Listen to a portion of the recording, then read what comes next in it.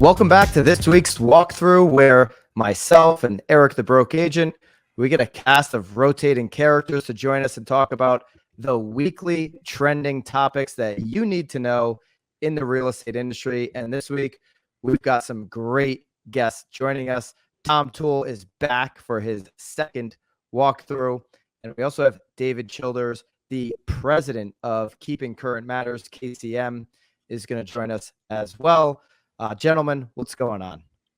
Excited to be here with you, and excited for BAM and just everything going on with all that's going on with the podcast, and excited to be with you.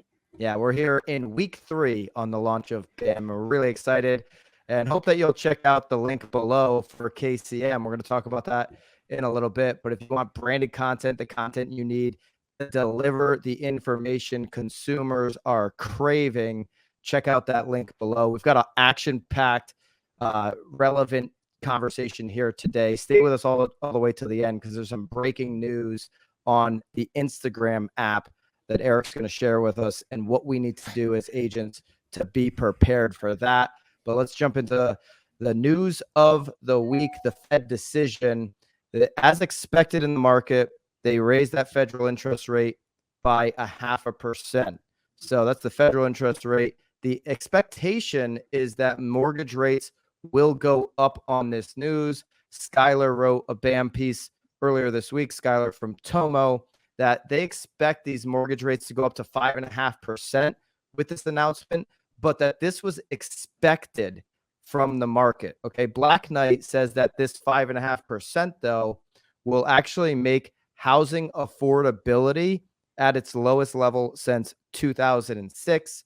The first quarter, GDP declined in growth. So you start to hear recession a lot in the news. But the Fed, when they raised this rate today, said they're doing this and not doing any more aggressive rate hikes throughout the rest of the year, just what's anticipated. And by doing that, we will avoid a recession. So point is here with the Fed decision and all of the information that's going around, Tom, we've got a lot of uncertain home shoppers and home sellers in our communities, because this is the type of information, these are the headlines that they're seeing on a daily basis. Well, yeah, I mean, this has been coming for a while, and if you've been following Keeping Current Matters or David or any agent that's informed, they've been saying, hey, this is going to happen. The Fed was very clear that they were going to be raising rates again. And what I know here is that as real estate agents, there's going to be some products that are going to be a little more in vogue now, specifically like a 10-year adjustable rate mortgage. That's something consumers, especially those folks that maybe are getting into a first-time home and they're suddenly priced out of the market, may want to look at to get into a property. And that's why it's really critical to get someone you're working with who knows what they're talking about, so they can give you this advice and go through all the options, because the rate's going to be the rate. The Fed is doing the right thing here because rates were probably too low for too long, and inventory is still not coming up. So I don't see this changing the direction of home prices.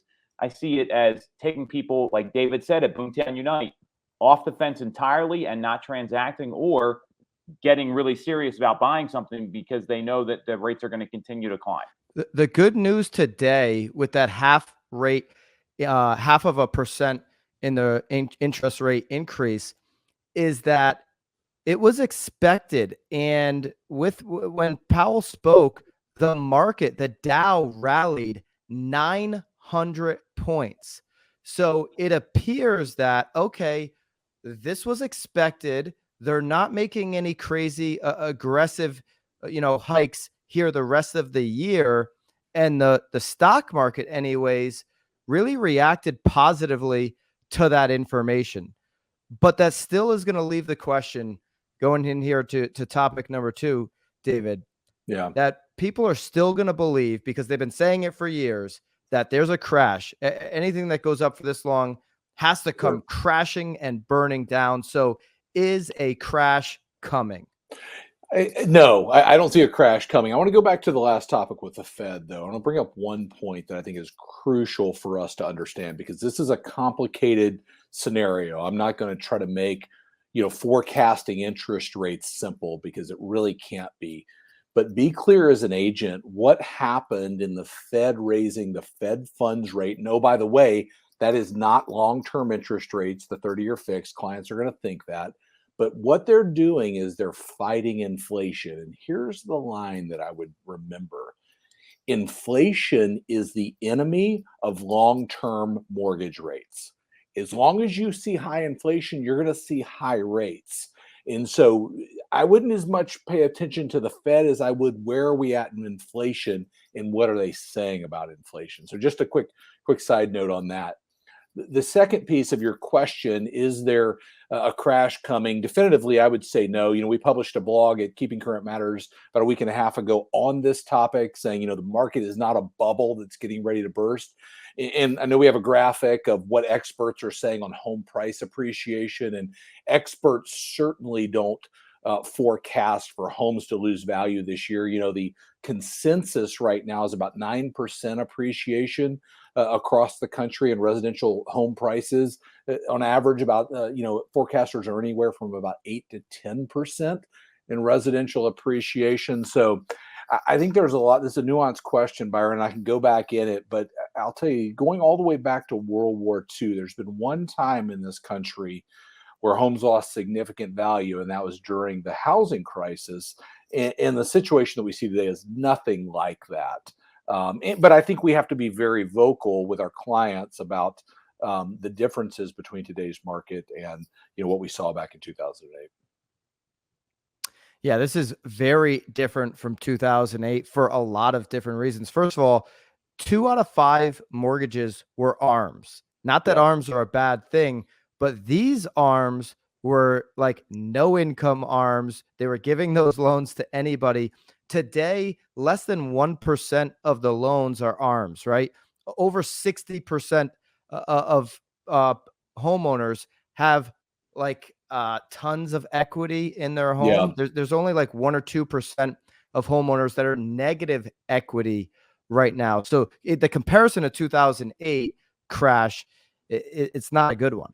Yeah, I think here's how I would break it down simply. There are 2 reasons for the crash back in 08. First were loose lending standards. You think about, what we used to commonly refer to as a ninja loan, no income, no job verification. You didn't have to validate your ability to repay the loan. The second was, back then, people used their homes and the equity in their homes, almost like an ATM, where they cashed out equity, living lifestyle, going on vacations, buying jet skis, whatever it was, and thinking this will never end, and we know how that ended. Well, today you have to qualify for a loan. We know that. Second, people aren't using their homes as ATMs. The cash out refinance numbers do not suggest that at all.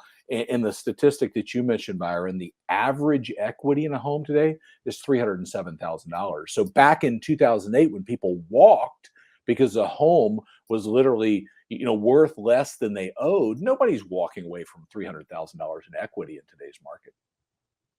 Yeah, certainly wouldn't think so. And I know we do have a chart. Let's put that back up. If I know we had a little issue that we're at the T360, which is the next topic summit, and we're on some hotel Wi-Fi. But go ahead and reference this chart here, David. Even if we have to put it up in post production, we'll do so. Yeah, so what you're looking at is the consensus of forecasters and what they're saying is going to happen with home value. So I think the biggest question right now is, consumers saying, are we at the top of the market? Should I buy right now? Are homes going to lose value? And that leads into the crash question. And again, I mentioned we wrote a blog on this at Keeping Current Matters, but the first point would be experts are not calling for that. They're calling for continued appreciation in the neighborhood of 8 to 10%. You see it across the 7 forecasters that we follow here at Keeping Current Matters. And that's all to do with supply and demand. And certainly with interest rates rising, that makes homes less affordable. But let's be clear, there's still plenty of people buying homes right now in a frenzy to do so. Yeah, I think, Tom, we heard something interesting just over the last couple of days. all you hear is inventory crisis, but yet we had a record in homes sold last year, over 6 million homes sold, and we're expected to see another 6 million homes sold this year. So yes, we have an inventory issue to meet demand, but it doesn't mean there's not a lot of homes selling. It doesn't mean that there's not a lot of people interested in purchasing real estate. Well, it's a days on market issue. It's a supply and demand issue. It's not a lack of homes. There's no stale inventory. I mean, in our marketplace, the average time on market's 23 days right now in the Metro Philadelphia area. It used to be like 60 to 75. So the market's moving faster. There's millennial home buyers flooding the market. There's 78 million of them. We heard this from a couple of the presenters today, Gino Bafari, Nick Bailey. And that's what's going on. It's the demand is so frothy. These people need to get into houses. So and again, you got these 3% interest rates that you have these baby boomers locked in. Unless they've got some real motivation to move, there's not a reason for them to do so from a financial perspective. And I want people to make good financial decisions. So that's just that's the challenges of the market right now. It's not an unhealthy economy or institutional lending failure like we saw in 2008. All right, we're going to dive into some of this stuff that's going on at the summit. David, I know you know all the players. We had 16 CEOs back to back give their thoughts on the market. You know all of these ladies and gentlemen that spoke today. Before we do that, though, jump into the link below. Try KCM for free. They literally have the most relevant topics. I mean, David, you guys produce the most relevant stuff that team leaders, that brokerages, that agents need to be able to connect with the consumers in their community. So try KCM for free. David's nice enough to let you guys try it out. It's professionally designed. It can be branded to you. Check it out in the link below. Try KCM for free. David, appreciate you hooking everybody up with that. Thank you. If it wasn't for KCM charts, I would know nothing about real estate. So yeah. Thank you. I appreciate Let it. That's me where I say get one all my thing information. about Even that. Eric can understand the information that in the way they put it together. Yes, even I can. Thanks, Byron. That's just had to huge. say That's something huge. here. There we go. I think we're in a time too. I want to add to that and listen, go check it out, see if it's right for you. You can do that. But I think the next 60 to 90 days, we're going to see some choppy waters. And I would say this for agents. It's time to play chess, not checkers, in the business and understanding what's coming, understanding the dynamics that are happening. You've got to know that right now because there are a lot of questions, a lot of people that have a lot of concerns about the real estate business. David, an agent just said to me the other day, she's pretty new in the industry, a couple of years, but the last couple of years have been pretty good for like you list the house. You don't have to really give seller, multiple weekly updates. She's like, I only had 2 offers on this house instead of 20, only 2. I know days where 2 offers was great, but she only had 2 offers. And she's like, there's a little bit of a shift happening. And I need to be prepared on how to have these these types of discussions with sellers, with homeowners, because they're hearing 20 offers. If they only get 2, they need to know why they're only getting 2. Definitely check out the link here so that you can relay the data in a way that consumers and everybody can understand it. So you get to try KCM for free in the link below. And there's a lot of people here at T360. Stefan puts on a great event. I don't know if you've ever been to one of the T360 summits, David, but it's these 16 CEOs are the power players in the industry. And they led off with Rich Barton, the CEO of Zillow. And I thought that, Tom, because you were in the room with me, I thought that this was much different of a talk from Rich. He went on for 60 minutes. I'll give my takeaway, then or you give your takeaway, I'll give mine, then we'll get David's reaction to it. Sure. What was your biggest takeaway with Rich Barton, CEO of Zillow, here at T360? So the biggest thing that I heard, I mean, we all know the super app talk, and that's the direction they're going. We've talked about the earnings calls. Byron and I, we listen to them all the time. We talk afterwards. Here's something that changed. This was the first time, and I've seen Rich Barton speak a lot. I'm a Zillow Flex partner, heavily invested in the company from a strategic standpoint. The first time he said he values what happens to the agent. It used to be consumer, consumer, consumer, consumer, even though they drive a lot of their revenue from agent flex partnerships and premier agent advertising. This is the first time I've heard him come out and say, as CEO, that when the agents win, the consumers win, and we win. And that was a major shift. in his rhetoric and just his approach. I saw him yesterday coming in the hallway. He was very open. And, even on their earnings call in Q4, Byron, they talked about, hey, we went back to basics. We value the agent. And I'm clear that company underestimated agents like us, meaning people that know how to deliver value, that use the KCM information, that do all the right things. And he's realized that and knows that he needs agents for his company to be successful. Yeah, and I had the same takeaway. It aligns with what Susan said, the president, a couple of weeks ago at Inman Connect. It's aligning with everybody in the company is saying the same thing. Tom, you and I first guessed this back in November, that they were going to go deep back into the agent relationship. And every time he talked about the consumer, he talked about the partner side by side. He's always been consumer first, as he should, because when you have that mindset, right, you're going to be able to help your partners a whole heck of a lot more, because you understand, and they've got more data than anybody. You understand exactly what that consumer needs, which means you can arm your partners, the agents, with that information to be more useful, to be more helpful in the transaction, to be a better advisor. And every time he said consumer, he said agent, partner. And so that was a big shift, because before it used to be, we're just going to be straight line, do whatever it takes to please the consumer. And he kind of left the agent as maybe 10% of the equation. Now the super app is going to be, they're going deep on agent now to get to the super app experience, which is basically means end-to-end transaction, right? Where they want to do the mortgage and everything else. And that's when you get to that point, it'll be interesting to see how they get agent buy-in and how they peel them away from their current mortgage relationships. I think that's where maybe you'll see friction again down the road. But right now, they are all in on the agent relationship. David, Zillow's been a huge part of the industry for so long. Hearing that, what's your takeaway? Well, I think there are a lot of reasons right now that they're, coming out with that. And some of those have to do with iBuyer and some of their experiences there. And listen, we've always said it KCM, the educated agent wins in the market. And I think Zillow's starting to see that as well in the local market. Partnering with the educated professional agent is the way to success. So I'm excited to hear that. Yeah, it was very well received. I thought between Rich, Tom, and Gary Keller, who actually was virtual, those were probably the two big talks that brought the most value. All right. Is it fun being at a conference without me, Byron?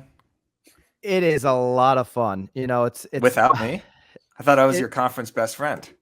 Tom is a real estate best friend. You're a conference best friend, and David is a best friend of BAM. So we've got the besties here on the pod.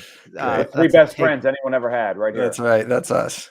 That's a steal from the All In podcast, which is a great podcast, by the way. If you want to listen to 4 billionaires talk some industry stuff, not real estate, but just general economy. Anyways, from one CEO, Rich Barton, to the Instagram CEO, Eric, tell us what we need to know about the new algorithm changes over at Instagram. Dr. Klickstein reporting for duty again. These are new algorithm changes that are a death sentence for the broke agent. No, not really, but it is a big change. So this is something that we knew was already happening, but Instagram is now going to suppress accounts that are not posting original content. Meme pages, repost pages, theme pages. I don't know why that's funny, Tom. It might hurt me a little bit, but I'm going to have to start creating a little bit more original reels. But I have noticed a slight drop in growth the last couple of weeks because a lot of my posts are reposts. But he did say in this video that something you can do, which is kind of a hack, is you could actually put like a different caption on a meme or something like that. So if I'm reposting content or you're resurfacing old content of yourself, make sure you put a different caption on it, change up the wording, change up the picture a little bit, and it will still appear as original content. So like the moral of the story is you got to post original reels. You got to post original video, and then you're actually going to be promoted more in the algorithm, more in the feed. I also think a great way to, because they're leaning so heavy into video, Eric, a great way to share content that maybe is a static image. And you can do this in app on Instagram. You can do this in app on TikTok, even. We're talking specifically about Instagram. You can pop up like a KCM chart in an Instagram reel. You can use it in the green screen feature Exactly. behind you and talk about what's going on. So because they're clearly, they want you doing, 7 to 30 second to 60-second Instagram reels because TikTok has them rattled right now. Use all the features that are built into their app to be able to still relay that information in the way that Instagram's asking you to do it. Yeah, and that video hack I talked about in the first episode of the walkthrough is still really effective. Screen record your tweet, screen record your graphic for 1 second, 2 seconds, upload that as a video. You'll get that retention, you'll get that engagement. I did it again today. I'm actually reaching people outside of my actual followers for the first time in a few posts. So keep doing that. Instagram has not suppressed that yet. Another thing the CEO said is that they're actually going to test out pictures full length like they do for Instagram Reels. So instead of just having, the square imagery or whatever the actual graphic size is now, was it 16:9 or something like that? I don't know the exact numbers, but Do you know you're the going to have numbers, like Bobby? you're going to have like full It's screen 4x5. 4x5. Okay, I just literally made those numbers up. 16:9. I just pulled that right out of the butt. But all right, whatever. Now it's going to be full images. So this is going to also change the game in terms of templates and memes and pictures and everything like that. You're going to need to take full vertical photos as well. And they're also rolling out a creator feature that Tom Toole I wanted actually to just ask you got about hooked this. up with, Yes. where you could actually monetize your videos, monetize your reels, and you just got a notification, right? I got a notification, and I sent you the screenshot. So you have to get X amount of bonus plays, which I haven't gotten one yet. I don't even know how to make those happen. And I have to get 82 million in 30 days to make $8,500. So I'm going to go sell another house instead. But that's pretty interesting to me. I mean, what do you know about that, Eric? I was just surprised. It was a little weird. Yeah, I know they're rolling out this feature, and the way Instagram does this, it's really strange. They choose different locations. So I've actually applied for this, and I haven't received it yet. I've applied for the monetization aspect of it, but I think they're focusing on creators that are actually doing more original content like yourself, because you're doing those high quality vertical reels. You're not like reposting content. It's all yourself. So they're probably testing it out on you. They see you have a decent following. You're almost at 10,000 thanks to some plugs from me. And, Thank you. Yeah, you're welcome. Especially at the Boomtown conference. You were my, your son, the butt of every joke. Exactly. So they are rolling this feature out, and it's to incentivize people to create video. And I think it's going to work. I mean, 82 million, that is a crazy number. I've only had a few videos that have reached over 1 million, and I'm posting these things every day with a following of almost 400,000 followers. So I feel like they're going to have to adjust those metrics to actually get paid out. To Tom's point, I couldn't believe it when I saw the numbers. It was out of control. I mean, the most I've ever gotten is 42,000 on a reel about. Yeah, because I shared it to my story. Right. Yeah. I mean, but it's 82 million. It's just unreasonable. They got to adjust it. Yes. Yeah. Tom, to your point earlier, the best monetization for top producing agents that know their community is to go out and sell another house. But these videos and the videos that you're putting out, Tom, can actually help you go and do that.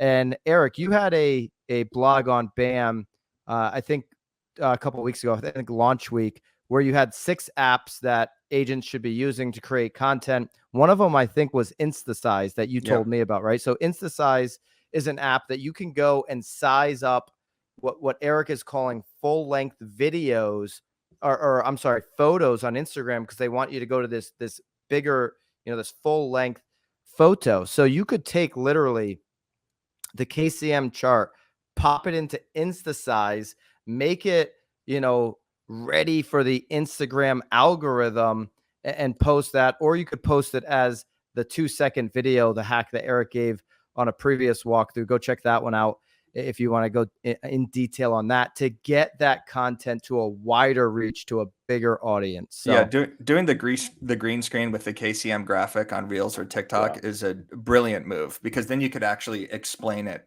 in your own terms as well and provide the visual. Yeah, I want to say something about that, because we do that occasionally. Some of the reels that we've done, and when somebody sees a graphic, it causes them to sort of wonder, what is that? So you have a moment there to be able to grab them. We definitely see that on KCM Reels. By adding that in there, by using green screen, whatever it is, it causes somebody to sort of wonder, what's this all about?